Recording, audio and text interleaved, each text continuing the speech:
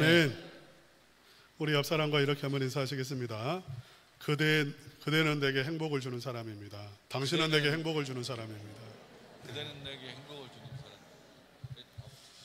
사람. 지난주 요절이 사무엘상서 4장 15절이었습니다. 그때 엘리의 나이가 몇 살이었죠? 98세였습니다. 그의 눈이 어두워서 어떻게 됐습니까? 보지 못하더라. 우리 다 같이 한번 사무엘상서 4장 15절 읽겠습니다. 암송하겠습니다. 시작. 그때 엘리의 나이가 98세라 그의 눈이 어두워서 보지 못하더라. 아멘. 우리 성도님들, 육신의 눈은 어두워져 갈지라도 영적인 눈은 밝아져 가시기를 주님의 이름으로 축복합니다. 아멘. 우리 사무엘상서 말씀을 우리가 계속해서 묵상하고 있는데요, 특별히 9장, 10장에 넘어와서 이런 단어가 생각이 납니다. 나비 효과라는 단어입니다. 나비 효과 들어보셨을 거예요. 브라질에 있는 나비 한 마리가 날개짓을, 가냘픈 날개짓을 했는데 그게 아주 미세한 날씨의 변화를 일으켰어요. 그런데 그것이, 그 작은 변화가 미국의 텍사스에 와가지고는 토네이도로 바뀌어가지고, 강풍으로 바뀌어가지고 엄청난 그런 역사를 일으켰다는 것입니다. 이게 나비 효과라는 말이에요. 우리가 볼 때는 사소한 일들처럼 보이지만 그 사소한 일이 나중에 보면 엄청난 그런 일로 바뀔 수 있다는 것입니다. 사무엘상서 말씀을 쭉 읽다 보면 아주 이렇게 작은 사소한 일들이 일어나는데 하나님은 그 작은 사소한 일을 통해서 시대를 바꾸는 일을 하고 계시고 엄청난 일들을 계획하시고 일으키시는 것을 보게 되어집니다. 마치 나비 효과가 일어나는 것처럼 보여져요. 사울에게 일어나는 일도 마찬가지입니다. 오늘 말씀해 보면 하나님은 사울의 머리에 기름을 부어서 왕으로 삼습니다. 사소한 일, 그러니까 암나기가 집을 나가서 그것 찾으러 다니는 그 작은 일을 했는데 하나님은 그의 발걸음을 인도하셔서 사무엘에게 오게 하시고 그리고 이스라엘의 왕을 세우는 그런 놀라운 일을 하시고 계시는 거죠. 우리는 이 일을 보면 정말 하나님의 역사가 신묘막측하다는 그런 고백을 안 할 수가 없습니다. 하나님은 참으로 놀라우신 분이시고 우리가 상상할 수 없는 위대한 일을 이루어 가시는 하나님이세요. 문제는 사울이 아직 하나님의 뜻을 온전히 깨닫지도 못하고 있고 이미 기름을 부었지만, 그래서 왕을 세웠지만 그 하나님의 뜻에 순종할 마음도 없고요, 불순종의 마음이 있는 거죠. 나는 할 수 없습니다. 내 능력으로는 안 됩니다. 그렇게 생각하고 있고요. 또 이게 정말 하나님의 뜻일까 하는 의심도 가지고 있습니다. 오늘 본문 말씀해 보면 이렇게 하나님의 뜻을 알지도 못하고 하나님의 뜻에 순종할 수 있는 그런 마음도 준비되지 않은 사울에게 하나님은 세 가지의 징조를 보여주고 계시죠. 우리 한번 첫 번째 징조 보겠습니다. 다 같이 한번 2절 말씀 읽어보겠습니다. 시작. 내가 오늘 나를 떠나가다가 베냐민 경계 셀사에 있는 나엘의 묘실 곁에서 두 사람을 만나리니 그들이 내게 이르기를 내가 찾으러 갔던 암나기들을 찾은지라. 내 아버지가 암나기들의 염려는 놓았으나 너희로 말미암아 걱정하여 이르되 내 아들을 위하여 어찌하리요 하더라 할 것이요. 지도를 한번 띄워주시기 바랍니다. 이제 이 지도를 계속해서 띄워주십시오. 제가 그만 띄우라고 할 때까지. 여러분, 지도를 보시면 잘 보이실지 모르겠는데 중앙 부분의 제일 아랫부분, 이름이 뭐죠? 예루살렘으로 되어 있죠. 예루살렘이 제일 아랫부분에 있고요. 그 위로 조금 올라가면 어느 지역이 나오죠? 기브아가 나옵니다. 여러분 기억을 해 놓으셔야 돼요. 이 기브아는 사울의 고향입니다. 이스라엘 백성들의 초대 왕 사울의 고향이 어디에 있냐면 기브아에 있습니다. 사울은 이 기브아에서 지금 떠나가지고 암나기, 그러니까 아버지 집의 암나기들이 갑자기 어느 날 사라져 버렸어요.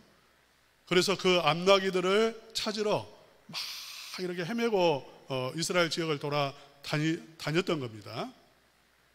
기브아 위에, 그 중앙 위에 보시면, 그 직진에서 보시면 또 어느 지역이 나오죠? 예, 라마라고 하는 곳이 나옵니다. 이 라마는 여러분 누구의 고향일까요? 사무엘의 고향입니다. 누구의 고향이라고요? 사무엘의 고향. 기브아는 사울의 고향, 라마는 사무엘의 고향입니다. 그러니까 지금 어디에 있냐면 암나기 찾으러 다니다가 저 옆에 있는 기브온, 또 에브라임 산지, 여러분 나와 있지 않지만 어쨌든 그 윗지역을 샅샅이 찾아 헤매다가 라마에 지금 온 겁니다. 그래서 지금 라마에서 사울과 사무엘이 만났어요. 우연히 만난 거죠, 사실은. 그런데 그 우연한 만남은 실제로는 하나님의 강력한 섭리였어요. 그리고 그 위에 보면, 직진해서 위에 보면 또 어느 지역이 있죠? 예? 예. 그 베델이 있죠, 베델. 직진해서 보면 베델이 있죠. 오늘 나오는 그러한 지역들입니다. 그러니까 지금 어떤 상황이냐면 이 2절의 말씀은 라마에서 고향 기브아로 내려오는 길입니다. 내려오는 길목에 무엇이 있냐면 나엘의 묘실이 있어요. 셀사라고 하는 곳에 나엘의 묘실이 있는데 거기에서 두 사람을 만날 것을 말합니다. 네가 내려가다 보면 두 사람을 만나는데 어디에서 만나냐면 이 나엘의 묘실 곁에서 만나는데요. 그 사람들이 이야기를 해줘요. 무슨 이야기를 해주냐면 너의 아버지가 암나기를 찾았다고, 암나기들이 집에 들어왔다는 이야기를 하고요. 그 다음에 염려는 놓았지만 이제 아버지가 너희들을 걱정하고 있다고 그 이야기를 해줍니다. 사실 사울의 마음속에는 이스라엘의 왕이 지금 된다는 이야기를 했고 기름을 부었습니다마는 여전히 무슨 걱정하고 있냐면 암나기 걱정하고 있어요. 마음속에 암나기 생각으로 가득한 거예요. 그래서 그 짐을 내려놓도록 이미 사울과 첫 만남에서도 이야기를 해줬고 또 집으로 가는 길에 두 사람이 이야기해 줄 거라고 말한 거죠. 아직 일어난 일은 아닙니다. 그런데 내려가다가 그런 일을 만날 거라는 거죠. 두 번째 징조입니다. 어떤 징조입니까? 하나님이 너를 이스라엘의 왕으로 삼았다는 그 징조예요. 네가 왕이 되는 게 하나님의 뜻이라고 하는 것을 밝히 보여주기 위한 징조를 지금 말하고 있는 거예요. 우리 한번 3절 읽어보겠습니다. 시작. 내가 거기서 더 나아가서 다볼 상수리 나무에 이르면 거기서 하나님을 배우려고 베델로 올라가는 세 사람을 만나리니 한 사람은 염소 새끼 셋을 이끌었고 한 사람은 떡 세 덩이를 가졌고 한 사람은 포도주 한 가죽 부대를 가진 자라. 여기 지도를 보시면 이제 기브아로 내려가다가 좀 더 내려갔습니다. 상당한 거리가 있어요. 지도 보면 작은 거리로 보이지만 실제 거리는 멀죠. 한참을 또 내려가다 보면 다볼 상수리 나무, 다볼이라고 하는 지역이 있고 그 지역의 랜드마크가 뭐냐면 상수리 나무. 곡성하면 랜드마크가 뭐죠? 예? 장미, 기차마을, 이런 있잖아요. 이런 것처럼 다볼하면 뭐냐면 상수리 나무, 그게 랜드마크예요. 근데 거기에 도착하면 또 사람을 만납니다. 이번에는 몇 사람을 만납니까?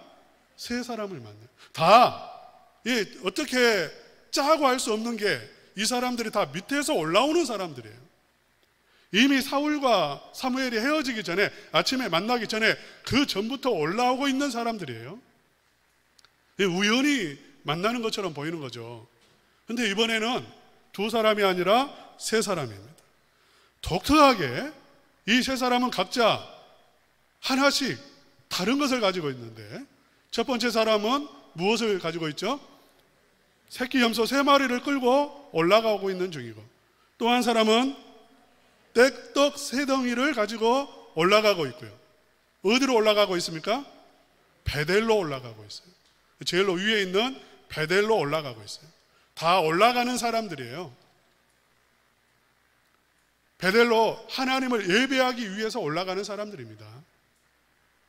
예물을 가지고 가고 있는 거예요. 지금 하나님 앞에 드릴 제사, 제물로 양을 가지고 가고 있고요. 새끼라고 해서 아주 작은 게 아니라 한 1년쯤 된 그러한 양으로 보면 되겠죠. 세 마리를 끌고 가고 있어요. 독특한 모습이에요. 그리고 한 사람은 떡 3덩어리를 가지고 있고, 한 사람은 포도주 한 가죽 부대를 쥐고 있는 그러한 사람. 아주 구체적으로 말하고 있는 거죠. 오늘날로 한다면 이런 거죠. 우리 교회 앞에서 만난다면, 저기 첨단에, 네가 첨단을 지나가다가 첨단 은광교회 앞에서 사람을 만날 텐데 그때 넥타이 색깔은 어떤 것이고, 이런 식의 아주 구체적으로 그렇게 이야기를 하고 있습니다. 우연이 아니라 이게 징조라는 거죠. 징조. 더 좀 특이한 점이 있어요. 우리 한번 4절 말씀 읽어보겠습니다. 시작. 그들이 내게 문안하고 두 덩이를 주겠고 너는 그의 손에서 받으리라. 예. 그들이 너에게 문안한다, 그 말은요, 간구한다. 은혜를 간구하고 평화를 간구하고 복을 간구한다는 말이에요. 이건 아주 독특한 거예요. 처음 만난 사람 누군지도 모르잖아요. 은혜는 누구에게 간구하냐면 왕에게 구하는 것입니다. 그러니까 이 말 속의 의미가 무엇이냐면 너를 왕으로 인정할 거라는 거죠. 더 놀라운 것은 이들이 가지고 가는 것은 다 하나님께 드릴 것인데, 그 중에 떡 2덩이를 누구에게 주었죠? 예, 그 사람들이 하나님에게 드릴 것을 사울에게 드리고 있어요. 이상합니까? 이상하지 않습니까? 굉장히 이상한 그러한 부분이죠. 하나님께 바칠 것을 사울에게 바치는 것, 이게 징조예요. 일어날 수 없는 일이 일어나고 있는 거죠. 하나님과 방불한 사람으로, 하나님이 들어쓰시는 사람으로 인정하고 떡 2덩이를 바친 거예요. 이게 징조인 거예요. 아주 놀라운 징조인 거예요. 이쯤 하면, 야, 놀랍다. 정말 내가 왕이 되는 게 하나님의 뜻이 맞구나, 이런 생각을 하지 않겠습니까? 그런데 더 놀라운 징조가 있습니다. 5절 말씀 한번 읽어보겠습니다. 다 같이 읽겠습니다. 그 후에 내가 하나님의 산에 이르리니 그곳에는 블레셋 사람들의 영문이 있느니라. 내가 그리로 가서 그 성읍으로 들어갈 때에 선지자의 무리가 산당에서부터 비파와 소고와 저와 수금을 앞세우고 예언하며 내려오는 것을 만날 것이요. 지금 이제 지도를 보시면 어디까지 왔냐면 기브아까지 내려왔습니다. 이제 고향 집까지는 안 갔지만 고향에 있는 산, 여러분 고향 가면 산이 제일 먼저 보이잖아요. 도시에서 사신 분들은 그거 잘 모르십니다. 저는 이렇게 고향에 가면 제일 먼저 통명산, 곡성에서 제일 높은 산이 딱 보이면 마음이 벌써 이렇게, 그렇죠, 마음 편안해져요. 기브아라고 하는 이곳에서 산이 있고요. 이 산에 무엇이 있냐면, 하나님의 산이라고 말하는 것은 예배 처소가 있다는 것입니다. 그런데 이 예배 처소에는 또 무엇이 있냐면 블레셋의 영문이 있어요. 대적의 진영이 있다는 거예요. 여러분, 오늘 이 시간 우리가 예배합니다. 이 예배하는 하나님이 임재하시는 곳이에요. 그런데 여기에 또 한편에 누가 진을 치냐면 예배하는 곳에 대적이 진을 칩니다. 블레셋의 영문이 있어요. 사단이 역사한다는 거죠. 그런데 이 산에 도착했을 때에 산에서 예배하다가 성령의 감동을 받아요. 아주 놀라운 일이에요. 하나님의 영이 임했고 그 선지자들이 그 영에 하나님의 성령에 충만해서 찬양하고 또 예언을 하면서 내려오는 것입니다. 흔하지 않는 일이죠. 이때에 더 놀라운 것은 6절 말씀입니다. 다 같이 읽겠습니다. 시작. 내게는 여호와의 영이 크게 임하리니 너도 그들과 함께 예언을 하고 변하여 새 사람이 되리라. 예. 너에게 하나님의 영이 어떻게 임한다고요? 크게 강력하게 하나님의 영이 머리끝부터 발끝까지 둘러싸 버린다는 것입니다. 성령이 임하는 거죠. 성령이 임해서 어떻게 하냐면 너에게 새 마음이 주어지고 새 사람이 된다는 거예요. 할렐루야. 첫 번째, 두 번째는요, 이건 속 사람이 변하는 것은 아닙니다. 아, 하나님의 뜻이 정말 맞구나 이렇게 생각할 수는 있어요. 그렇게 받아들일 수 있지만, 그러나 내가 진정으로 하나님의 뜻에 순종해야 되겠다, 그 마음까지는 주어지는 게 아니에요. 근데 세 번째 징조, 성령이 임하면 어떻게 되냐면 새 마음이 주어져서 하나님의 뜻에 굴복하고 순종하고, 예, 내가 왕이 되겠습니다, 그러한 고백이 나오게 되어지는 거죠. 첫 번째와 두 번째는 어떻게 보면 인간이 조작해낼 수도 있어요. 인간이 어떻게 조작해버릴 수 있단 말이죠. 미리 사람 보내가지고 뭐 얼마든지 할 수 있는 일 아닙니까? 밑에서 올라오는 것처럼 하고 다볼 상수리 나무에서 딱 세 사람 기다리고 있다가 그렇게 할 수 있어요. 그러나 세 번째는 이건 인간이 흉내낼 수 있는 게 아닙니다. 인간이 짜고 할 수 있는 일이 아니에요. 하나님의 영이 어떻게 인간이 뭐 줄 수 있는 것입니까? 하나님이 하시는 거죠. 그러니까 성령이 임하는 것은, 성령을 뭐라고 말하냐면 도장이라고 말해요. 인이라고 말해요. 인친다라고 말하죠. 우리가 예수님이 부활하셨다, 예수님이 구원자라, 이 말은 쉽게 할 수 있어요. 그러나 그 증거를 대라고 했을 때에 우리가 어떻게 그 증거를 댈 수 있습니까? 예수님이 구원자다, 부활했다, 그 증거가 뭐예요? 성령이 임하신다는 거죠. 성령을 보내셨다는 것이고 성령을 받는다는 것입니다. 예수님의 이름으로. 믿습니까? 아멘. 성령이 임한다는 거예요. 제가 우리 하나님을 부인할 수가 없고 예수님을 부인할 수가 없어요. 적어도 저는 그래요. 왜냐하면 저는 성령을 받았기 때문에 그렇습니다. 성령이 강하게 임재하는 것을 경험했고, 이 딱 오늘 본문 말씀처럼 새 마음이 주어졌어요. 저에게 새 마음이 하룻밤도 아니죠. 불과 그 몇 분 사이에 완전히 새 사람이 되어버렸어요. 새 마음이 주어졌다고. 불과 몇 분 전에는 저는 세상을 굉장히 비관적으로 살았습니다. 저를 아는 사람들은 알아요. 제 어렸을 때를 아는 사람들은 제가 얼마나 비관적인 사람인지, 그야말로 세상을 완전히 어둡게 보는 사람이에요. 그런데 그 불과 성령이 임하자마자 새 마음이 주어졌고 세상이 달라졌어요. 여전히 한편에는 비관적이고, 여전히 한편에는 제 본 마음은 여전히 절망적으로 세상을 봅니다마는 성령이 임하시고 하늘이 달라졌어요. 그렇게 아름다울 수가 없어요. 나뭇잎을 보는데 너무나 아름다워요. 이게 완전히 다른 거예요.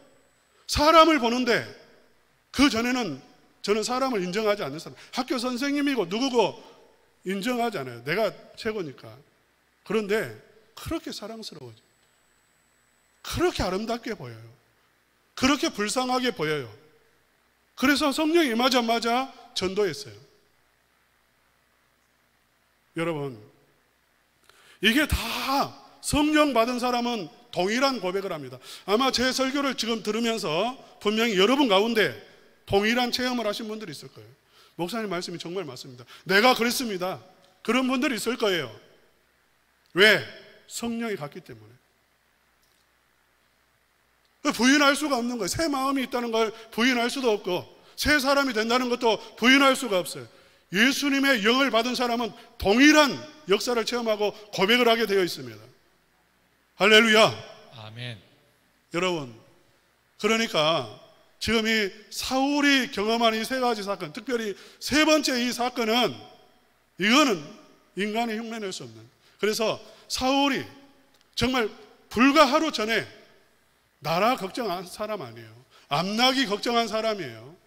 내려오면서까지도 마음속에는 여전히 왕이 되었다고 하는데도 어떻게 하면 이 길을 피할까를 생각한 사람이지, 하나님의 뜻에 순종할 그런 마음을 가진 사람이 아닙니다. 그러나 성령이 임하니까 새 사람이 되어졌고요.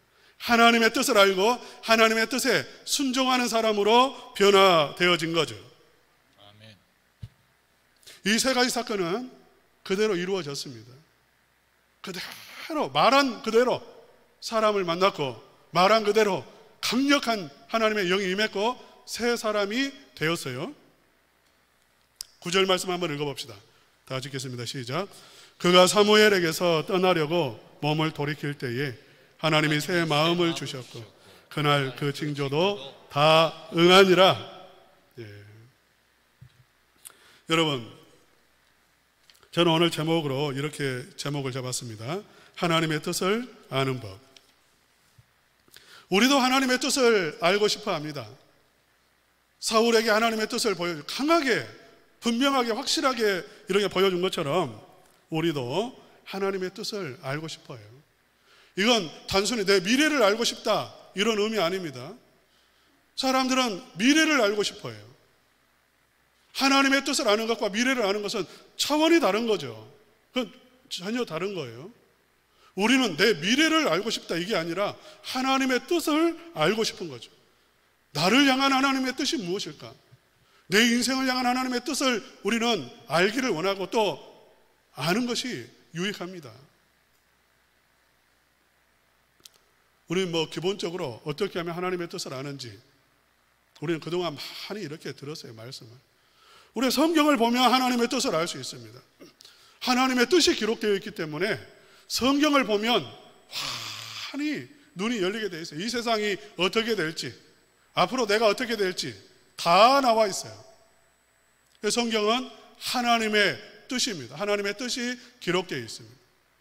기도하면 하나님의 뜻을 우리는 좀 더 알 수 있습니다. 기도를 통해서 알 수 있어요.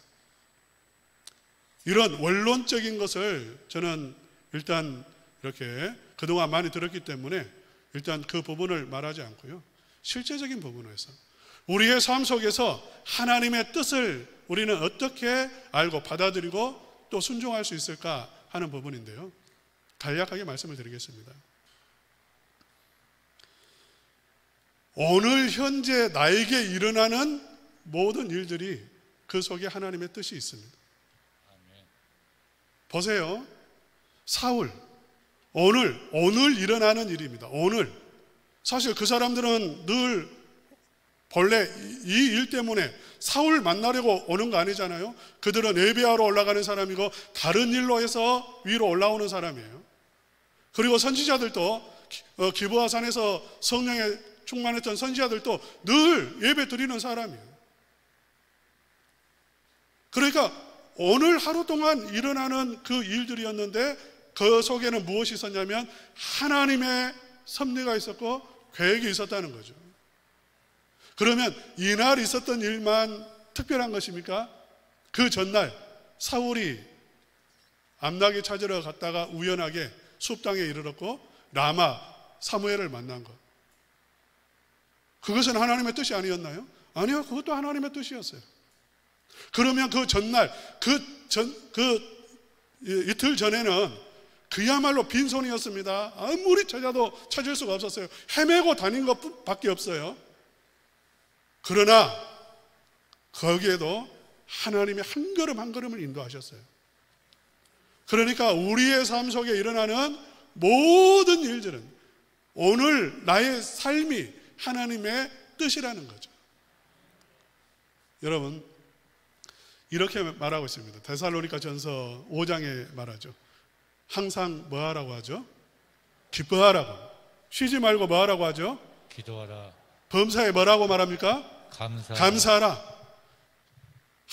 항상 기뻐하라. 쉬지 말고 기도하라. 범사에 모든 일에 감사하라. 그 말은 오늘 너의 삶을 하나님의 뜻으로 받아들이라는 말씀이에요.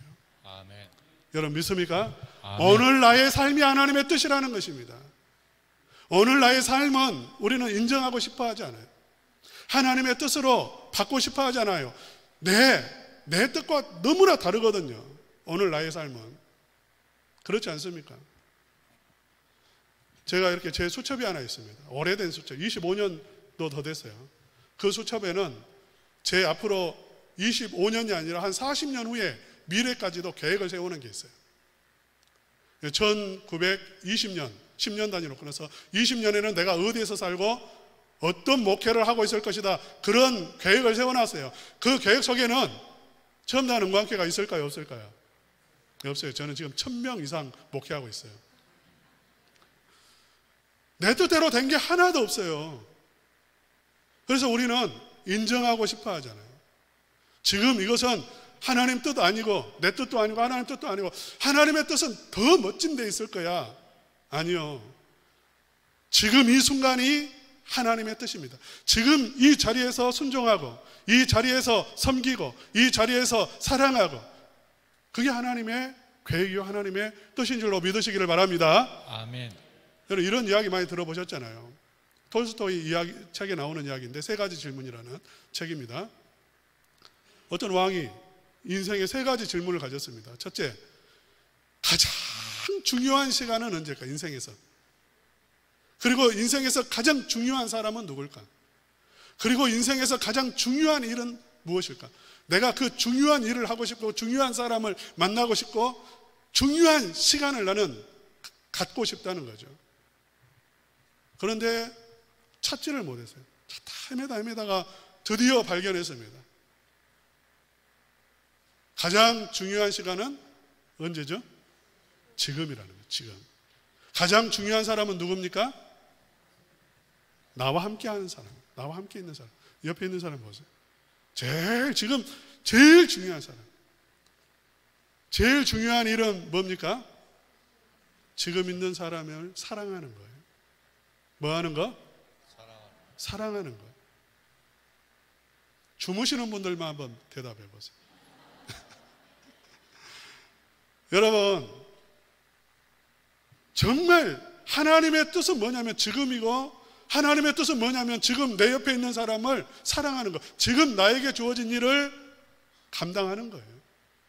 기뻐하는 거. 하나님의 뜻을 알고. 나는 모르지만 나는 지금 어느 시점에 지금 내가 서 있는지 모르지만 하나님이 지금 나의 이 일을 통해서 무엇을 이루어 가실지 모르지만 하나님의 뜻에 순종하고 감사하고 정말 내가 볼 때에는 안 좋아 보이는 일이 나에게 일어났다 할지라도 좋은 것을 주시는 하나님을 믿고 감사하는 것. 이게 하나님의 뜻이라는 거죠. 아멘. 사랑하는 성도 여러분, 어떤 분들은 이렇게 선교단체에서 주장하더라고요. 선교사로 나가라고. 초등학생 보고 선교사로 나가라고 해서 선교사로 나가는 단체가 있어요. 실제로 중학생들 보고 공부 그만두고 선교사로 가라고 해요. 하나님의 뜻이라고. 학생에게 하나님의 뜻은 공부 열심히 하는 거예요. 믿습니까? 아멘. 다른 데 있잖아요. 뭐 큰 일을 해야 하나님 뜻 아닙니다. 오늘 나의 삶 속에서 가정에 충실하는 것, 하나님의 뜻이에요. 그게 하나님 뜻이라고요. 우리는 작은 일을 합니다. 그 신묘막측한 하나님께서 하시는 일을 우리가 어떻게 알겠어요? 다. 우리가 하나님의 뜻을 어떻게 다 알겠어요? 사실 모든 게 성부와 성자와 성령 하나님이 하시는 일인데 우리는 그 하시는 일의 한 부분을 감당할 뿐인데 쓰임받을 뿐인데 어떻게 알겠어요? 오늘 나의 삶 속에서 작은 순종을 하는 것이고 섬김을 하는 것이고 하나님을 믿고 사는 거예요. 그러면 하나님이 그 작은 일들을 통해서 무엇을 하시는가? 마치 나비 한 마리가 일으키는 그 작은 날개짓이 토네이도를 만드는 것처럼 하나님은 위대한 역사를 만들어 가시는 거죠. 믿으시기를 축복합니다. 아멘. 우리 손정희 목사님이 쓰신 책 가운데 불타는 가슴으로라는 책이 있고요. 거기에 보면 예수님을 처음 믿게 된 그 이야기가 나옵니다. 25살 때 저기 베트남에 참전 갔다가 25살 때는 빈넬사라는 그러한 회사에 취업을 해가지고 그 베트남에서 이제 뭐 이렇게 하역 작업 이런 것들을 돕는 배 위에서 하는 일들을 하셨는데 하루는 사고가 나가지고 한 사람이 죽었어요. 깔려 죽었어요. 하역 작업하다가. 그걸 보고 마음속에 인생에 허무감이 들어왔고 내가 예수님을 믿어야 되겠다는 생각을 했어요. 작은 결단이죠.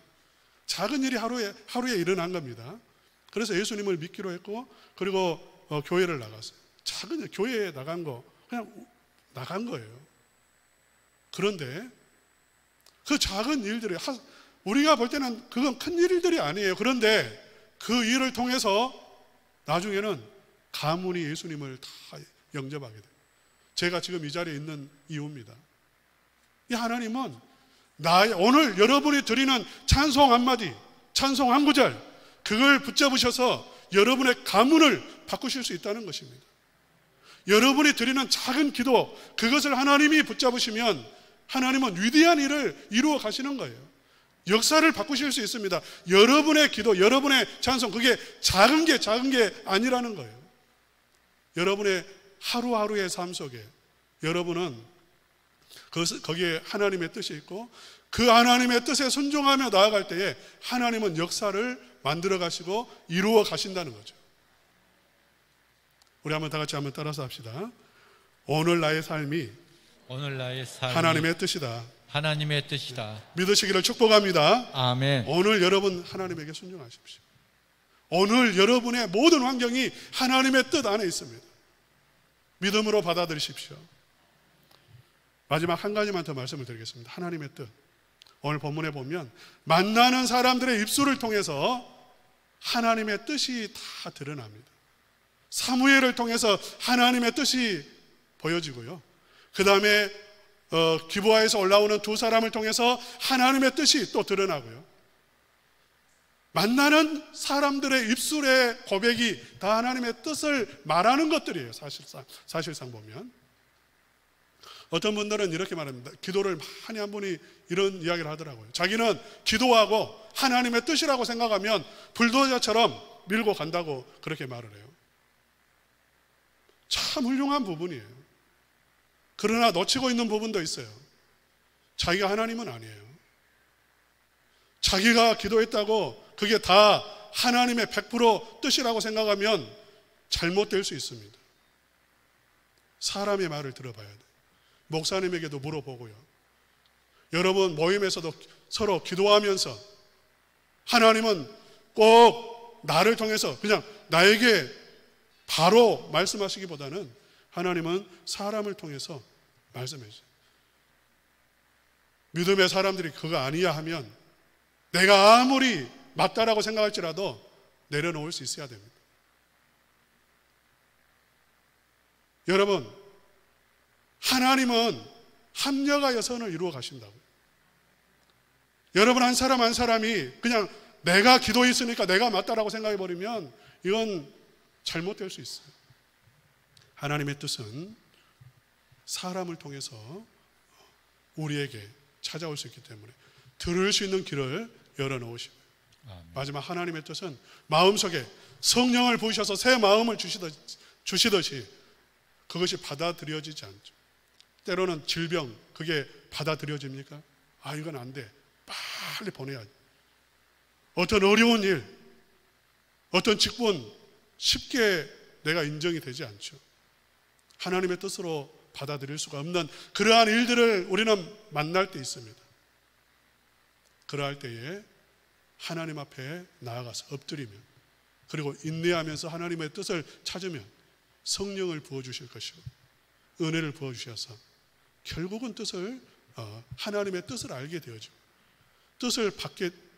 하나님의 그 뜻 앞에서 순종할 수 있는 은혜를 부어주시는 것입니다. 아멘. 사랑하는 우리 성도님들, 내 뜻만을 주장하면서 내 뜻에만 관심을 갖고 사시는 게 아니라 하나님의 마음을 생각하고 하나님의 뜻을 찾고 하나님의 뜻에 순종하며 하루하루 살아가는 우리 성도님들 되시기를 주님의 이름으로 축복합니다. 아멘.